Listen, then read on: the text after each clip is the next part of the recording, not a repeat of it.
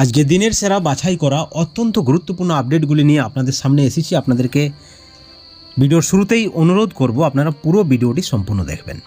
বন্ধুগণ, শুরুতে আপনাদেরকে জানিয়ে রাখি আরজিকর মামলার শুনানি চলছে সুপ্রিম কোর্টে। আপনারা সকলে জানেন এবার রাজ্য সরকার চাইছে সুপ্রিম কোর্টে শুনানির তারিখ পিছিয়ে যাক, কিন্তু কেন? প্রশ্ন সেখানেই। একই সঙ্গে আপনারা জানেন যে মুখ্যমন্ত্রীর পদত্যাগের দাবি উঠেছে সুপ্রিম কোর্টে, এবং সেই সঙ্গে আরও বড় আপডেট রয়েছে। এবার সন্দীপ ঘোষকে ভিন রাজ্যে নিয়ে যেতে চাই সিবিআই, এবং সেখান থেকেই সন্দীপ ঘোষকে আরও জিজ্ঞাসাবাদ করতে চাই সিবিআই। এখন প্রশ্ন উঠছে যে কেন রাজ্য সরকার সুপ্রিম কোর্টের শুনানি পিছিয়ে দিতে চাইছে, কেন বিরোধিতা করা হচ্ছে?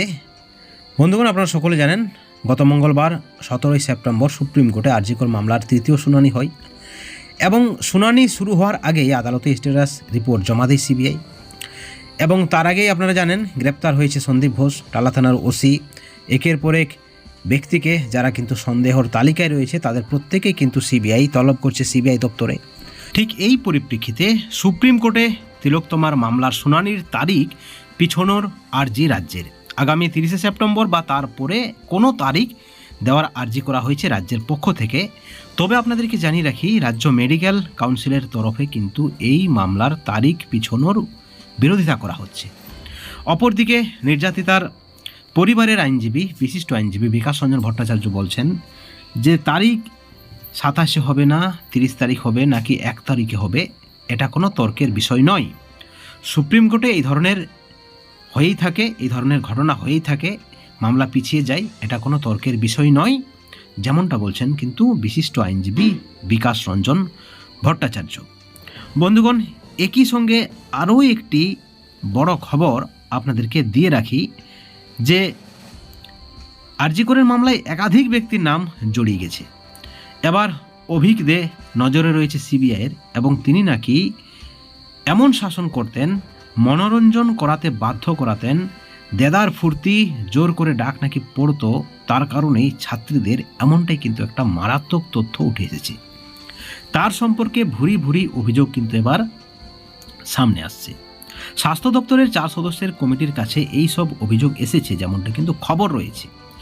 এতদিন সব যেন যারা কিন্তু এবার আতঙ্কে মুখ লুকিয়ে থাকতেন, এবার কিন্তু তারা মুখ খুলতে শুরু করেছে। একেবারে বিস্ফোরক অভিযোগ অভিকদের বিরুদ্ধে। তিনি গেস্ট হাউসে ডাকতেন, অভিকদে মনোরঞ্জনের কেন্দ্রবিন্দু, যেমনটা কিন্তু সকলে দাবি করছে। সেখানে নাকি চলতো রাতের পার্টি, দেদার মদ খাওয়া হতো, মাংস খাওয়া হতো, এবং সেই পার্টিতে ডাক পড়তো প্রথম এবং দ্বিতীয় বর্ষের ডাক্তারি ছাত্রীদের। অত্যন্ত লজ্জাজনক এবং ঘৃণ্য চক্রান্ত বলা যায়। আরও যে অভিযোগ রয়েছে যে জোর করে মদ খাওয়া, মদ পরিবেশন করা, এই কাজটা নাকি করতে হতো। প্রতিবাদ করলেই সেই পুরনো অস্ত্র, পরীক্ষায় বসতে দেব না, রেজিস্ট্রেশন আটকে দেব, পুরো অভিক রাজ চলতো, যেমনটা কিন্তু দাবি করা হচ্ছে। আপনারা সকলে জানেন যে অভিক দে বর্ধমান মেডিকেল কলেজের আরএমও, পরে সার্ভিস কোর্টে তিনি এসএসকেএম সার্জারি বিভাগে পোস্ট গ্রাজুয়েট ট্রেনিং তার হয়েছিল।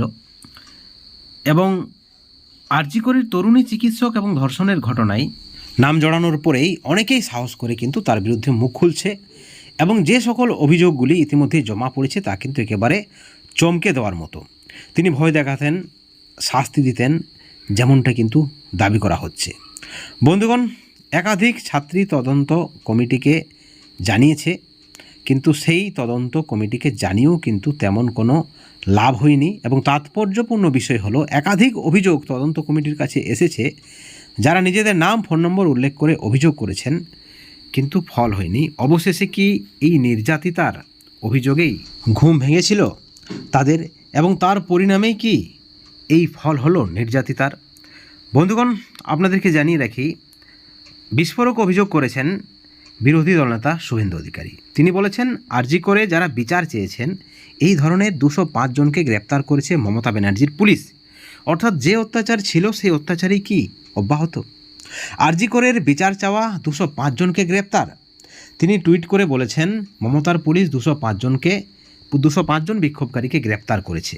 অর্থাৎ এদিকে যেখানে অভিযোগ জানানো হচ্ছে, যেখানে মারাত্মক অভিযোগ উঠেছে, ওষুধের মান নিয়ে অভিযোগ উঠেছে, সার্জারি ডাক্তাররা অভিযোগ করছে, ডাক্তারি পড়ুয়ারও অভিযোগ করছেন, যারা অত্যাচার করছেন, মদ খেতে বাধ্য করছেন, পার্টিতে আসতে বাধ্য করছেন, তাদের বিরুদ্ধে কোনো তদন্ত হয়নি, তারা গ্রেপ্তার হয়নি।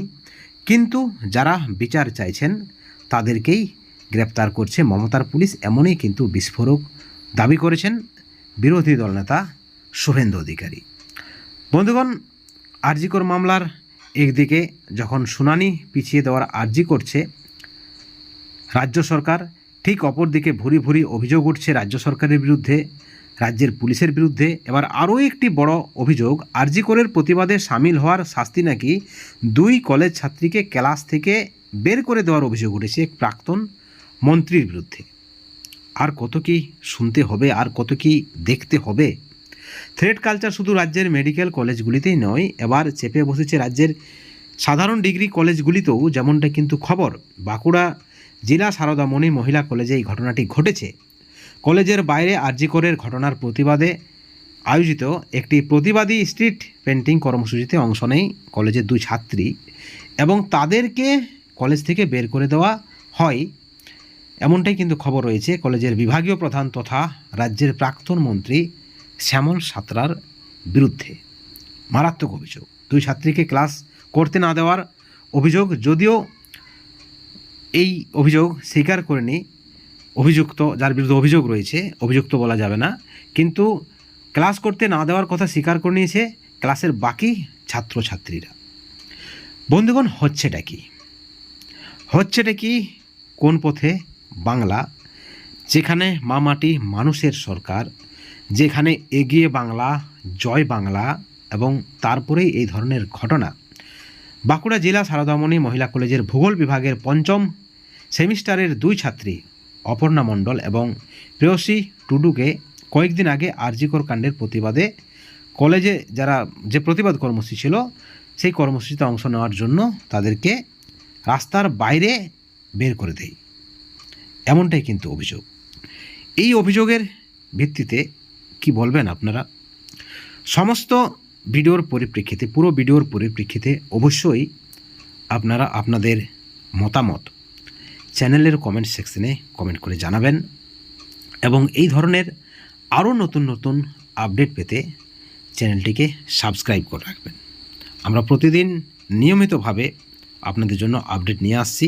আবার একবার অনুরোধ, এই ধরনের আপডেট পেতে চ্যানেলটিকে সাবস্ক্রাইব করে রাখুন। Thank you so much.